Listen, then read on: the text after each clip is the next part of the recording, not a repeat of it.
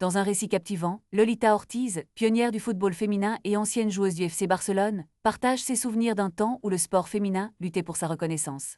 À l'âge de 81 ans, elle évoque avec passion son premier match, disputé le jour de Noël 1970.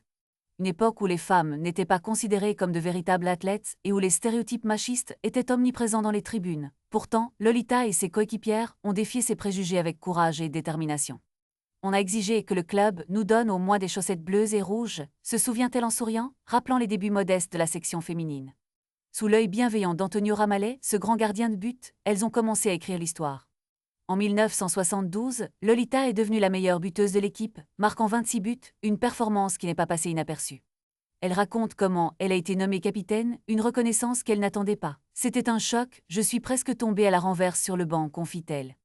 Au-delà des statistiques, c'est son esprit combatif qui a marqué les esprits. Même lorsqu'elle était enceinte, elle a continué à jouer, prouvant que la passion pour le football transcende les défis personnels.